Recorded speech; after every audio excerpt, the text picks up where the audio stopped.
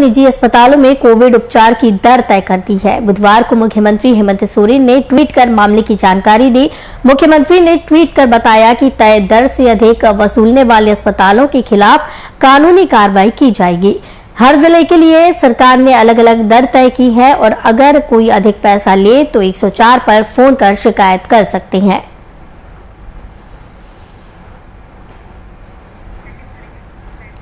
तो निजी अस्पतालों में कोविड उपचार हेतु दर तय कर दी गई है। कहीं ना कहीं जिस तरीके से परेशानियां होती हैं उन्हें सुलझाने की कोशिश सरकार के द्वारा की जा रही है। कोविड उपचार की दर तय की गई है। बुधवार को मुख्यमंत्री हेमंत सोरेन ने ट्वीट कर इस पूरे मामले की जानकारी दी है। मुख्यमंत्री ने ट्वीट करके बताया है कि तय दर से अधिक जो पैसे अगर वसूले जाएंगे तो कानूनी कार्रवाई उन पर की जाएगी। हर जिले के लिए सरकार ने अलग अलग दर तय की है और अगर कोई भी अधिक पैसा लेगा तो 104 पर फोन करके शिकायत दर्ज की जा सकती है और इस पर आगे कार्रवाई की जाएगी।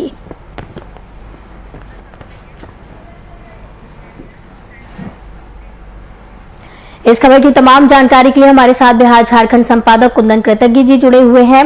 कुंदन जी, अब दर तय कर दी गई है कोविड उपचार के लिए 104 फोन पर कॉल भी कर सकते हैं अगर कोई परेशानी आती है या ज्यादा पैसे वसूले जाएंगे।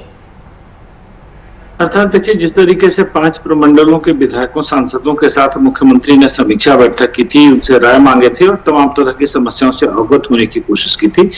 इस दौरान कुछ विधायकों और सांसदों ने निजी अस्पतालों द्वारा की जा रही मनमानी का जिक्र मुख्यमंत्री से किया है और उनके इस फीडबैक के बाद मुख्यमंत्री ने राज्य के तमाम अस्पतालों को श्रेणीवार बांटकर उनका दर तय कर दिया है।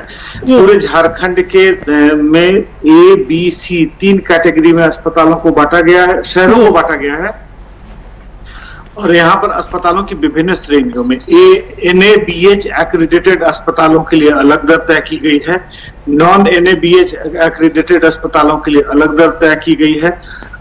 साथ ही साथ सामान्य बेड के लिए अलग दर है, ऑक्सीजन युक्त बेड के लिए अलग दर है, ICU बेड के लिए अलग दर है और वेंटिलेटर बेड के लिए अलग दर है।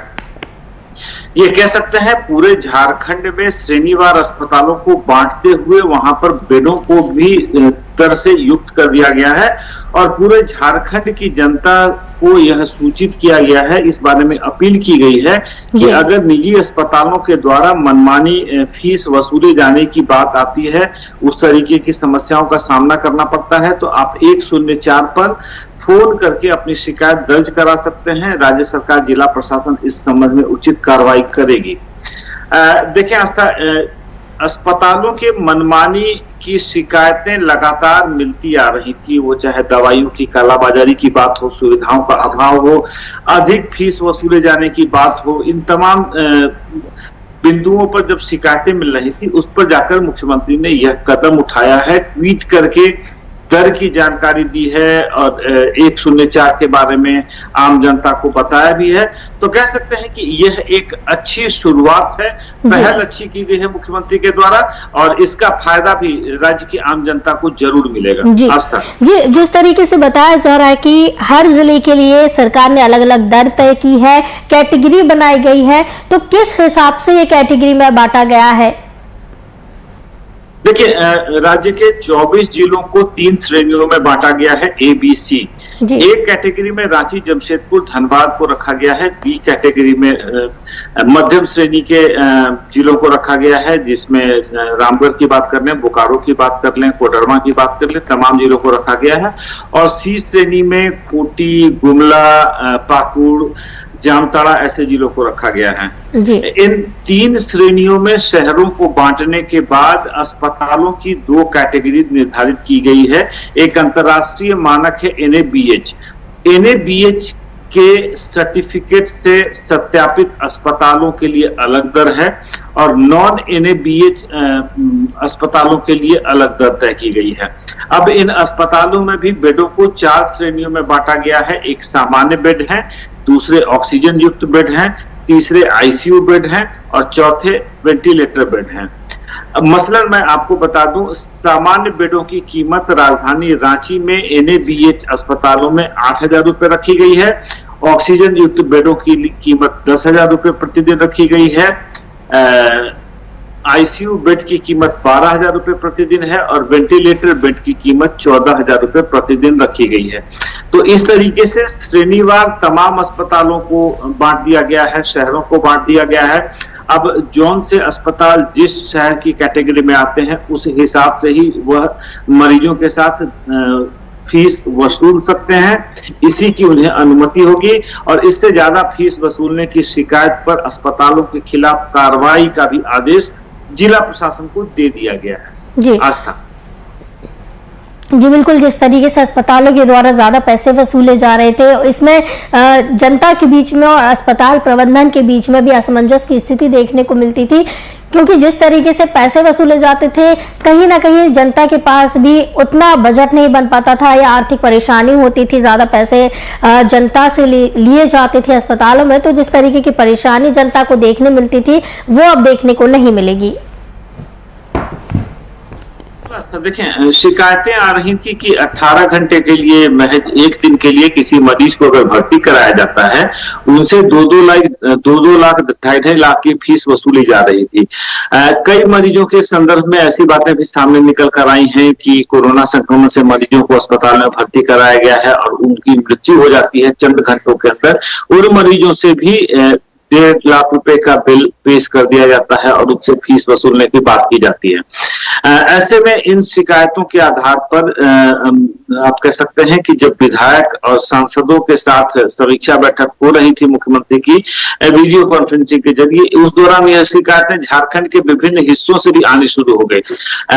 धनबाद के सांसद हैं भारतीय जनता पार्टी कोटे से पशुपति नाथ सिंह, उन्होंने स्पष्ट रूप से कहा कि धनबाद के अस्पताल राज्य सरकार के आदेशों को नहीं मानते हैं, वह अपनी मनमानी करते हैं। और शायद जो सांसदों का फीडबैक आ रहा था, जो विधायकों का फीडबैक आ रहा था, उस फीडबैक के आधार पर मुख्यमंत्री ने यह निर्णय लिया है और इस संबंध में जानकारी आम जनता को, जिला प्रशासन को, अस्पतालों को, अस्पताल प्रबंधन को, तमाम जगहों को दे दी जा चुकी है उन्हें किस दर से मरीजों से फीस वसूलने हैं। और जाहिर सी बात है, अगर इस व्यवस्था में अस्पताल प्रबंधन की कहीं कोताही, लापरवाही या मनमानी देखने को मिलेगी तो अस्पताल प्रबंधन अब किसी भी कार्रवाई के लिए तैयार हो जाना चाहिए उन्हें। और जिला प्रशासन या राज्य सरकार जिस तरीके से संजीदा है इस तमाम मसले को लेकर, तो कार्रवाई से इनकार नहीं किया जा सकता। कार्रवाई होने उनके लिए बहुत ही आप कह सकते हैं जरूरी है। निजी अस्पतालों में कोविड इलाज के लिए अब दर तय कर दी गई है। ज्यादा पैसे लेने पर नंबर जारी किया गया है कि 104 नंबर पर कॉल करके शिकायत भी दर्ज करा सकते हैं, उसके बाद कार्रवाई की जाएगी। तो अगर ऐसा कुछ केस सामने आता है, ज्यादा पैसे वसूले जाते हैं, तो सख्त प्रावधान क्या कुछ इसके रखे गए हैं? सबसे पहले तो आस्था, अस्पताल का निबंधन, अस्पताल का रजिस्ट्रेशन जो होता है और अस्पताल का लाइसेंस, उसे रद्द कर दिया जाएगा।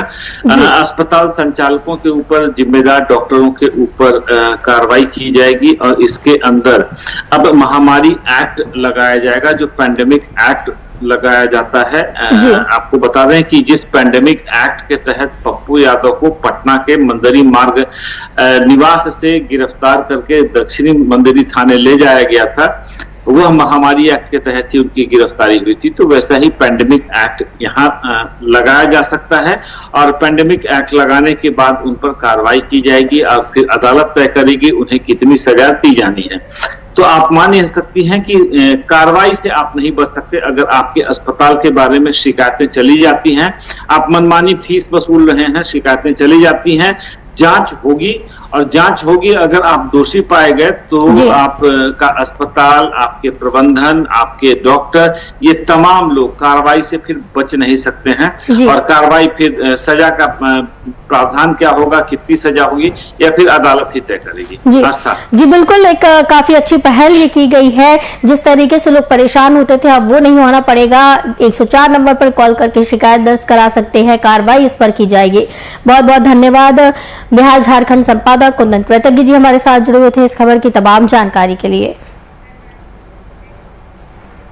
झारखंड में कोरोना के बढ़ते मामलों को देखते हुए हेमंत सोरेन सरकार ने मिनी लॉकडाउन यानी स्वास्थ्य सुरक्षा सप्ताह को अगले 2 हफ्तों के लिए बढ़ा दिया गया है।